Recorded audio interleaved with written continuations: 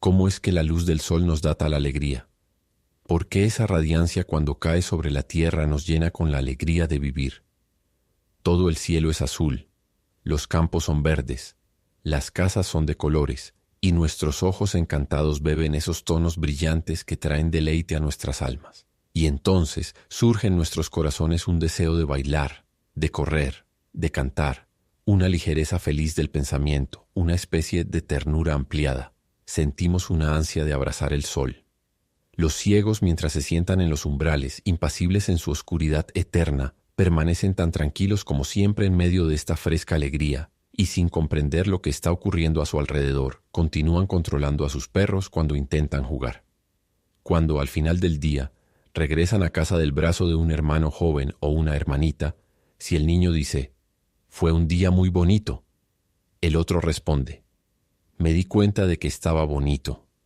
Conocí a uno de estos hombres cuya vida era uno de los martirios más crueles que podrían concebirse. Era un campesino, hijo de un granjero de Normandía. Mientras vivieron su padre y su madre, fue bien atendido. Sufrió poco salvo por su horrible discapacidad. Pero en cuanto sus padres fallecieron, comenzó para él una vida atroz de miseria. Dependiendo de una hermana suya, todos en la granja lo trataban como un mendigo. En cada comida, lo poco que comía se convertía en motivo de reproches. Lo llamaban zángano y bufón. Aunque su cuñado se había quedado con su parte de la herencia, le daban sopa a regañadientes, apenas lo suficiente para que no muriera de hambre. Su cara era muy pálida y sus dos grandes ojos blancos parecían obleas. Permanecía impasible ante todos los insultos que le lanzaban, tan reservado que uno no podía saber si los sentía. Además, nunca había conocido ninguna ternura. Su madre siempre lo había tratado con rudeza y se preocupaba muy poco por él. Pues en los lugares rurales las personas con una discapacidad se consideran una molestia y los campesinos estarían encantados de sacar a los discapacitados de sus vidas.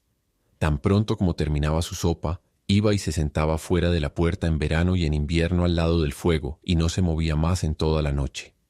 No hacía ningún gesto, ningún movimiento. Solo sus párpados, temblando por alguna afección nerviosa, se caían a veces sobre sus orbes blancos y ciegos.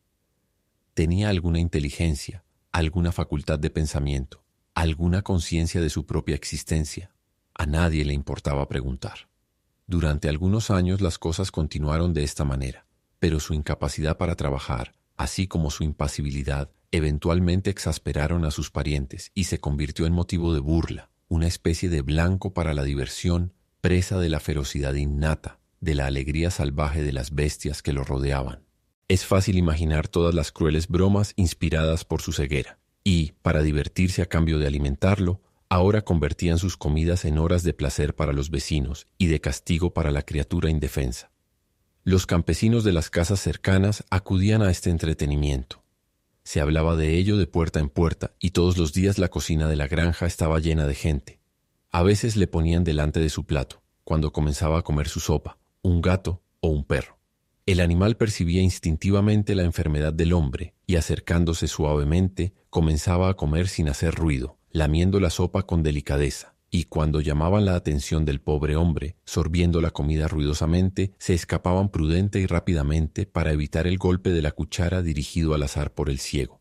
Entonces los espectadores, alineados a lo largo de la pared, estallaban en risas, se daban codazos y golpeaban con los pies el suelo. Y él, sin decir una palabra, continuaba comiendo con su mano derecha, mientras extendía la izquierda para proteger su plato. Otras veces lo hacían masticar corchos, trozos de madera, hojas o incluso suciedad que no podía distinguir.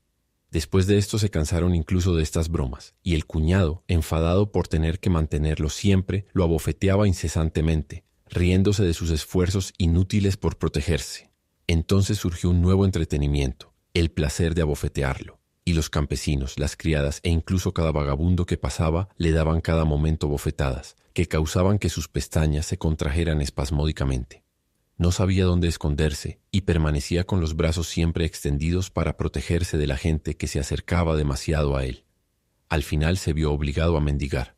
Lo colocaban en algún lugar del camino principal en los días de mercado y tan pronto como escuchaba el sonido de pasos o el rodar de un vehículo, extendía su sombrero, balbuceando: «Caridad, por favor».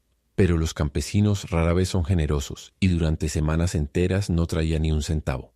Entonces se convirtió en la víctima de un odio despiadado. Un invierno el suelo estaba cubierto de nieve y hacía mucho frío. Su cuñado lo llevó una mañana a gran distancia por el camino principal para que pidiera limosna. El ciego fue dejado allí todo el día. Y cuando llegó la noche, el cuñado dijo a la gente de su casa que no podía encontrar rastro del mendigo. Luego añadió: «Bah, mejor no molestarse por él». Tenía frío y consiguió que alguien se lo llevara. «No teman, no está perdido. Mañana volverá para comer la sopa». Al día siguiente no volvió. Después de largas horas de espera, entumecido por el frío, sintiendo que se estaba muriendo, el hombre ciego comenzó a caminar. Al no poder encontrar su camino a lo largo de la carretera, debido a su gruesa capa de hielo, avanzaba al azar, cayendo en zanjas, levantándose nuevamente, sin emitir un sonido. Su único objetivo era encontrar alguna casa donde pudiera refugiarse. Pero poco a poco, la nieve que descendía lo adormeció, y sus miembros débiles, incapaces de llevarlo más lejos, lo hicieron sentarse en medio de un campo abierto. Ya no se levantó. Las blancas gotas que caían continuamente lo enterraron, de modo que su cuerpo, completamente rígido e inmóvil, desapareció bajo la incesante acumulación de su masa rápidamente engrosada, y no quedó nada que indicara el lugar donde yacía. Sus parientes fingieron preguntar por él y buscarlo durante aproximadamente una semana. Incluso hicieron el espectáculo de llorar. El invierno fue severo, y el deshielo no se produjo rápidamente. Una vez, un domingo, de camino a misa, los agricultores notaron un gran vuelo de cuervos, que giraban incesantemente sobre el campo abierto, y luego descendían como una lluvia negra en el mismo lugar. La semana siguiente estos pájaros sombríos seguían allí. Había una multitud de ellos en el aire, como si se hubieran reunido desde todos los rincones del horizonte, y se lanzaban con un gran graznido sobre la nieve brillante, que cubrían como parches negros y en la que seguían picoteando obstinadamente. Un joven fue a ver qué estaban haciendo y descubrió el cuerpo del hombre ciego, ya medio devorado, mutilado. Sus ojos pálidos habían desaparecido, arrancados por los largos y voraces picos. Y nunca puedo sentir el radiante resplandor de los días soleados sin recordar tristemente y reflexionar sobre el destino del mendigo, quien fue un paria en vida de tal manera que su horrible muerte fue un alivio para todos los que lo conocieron. El fin.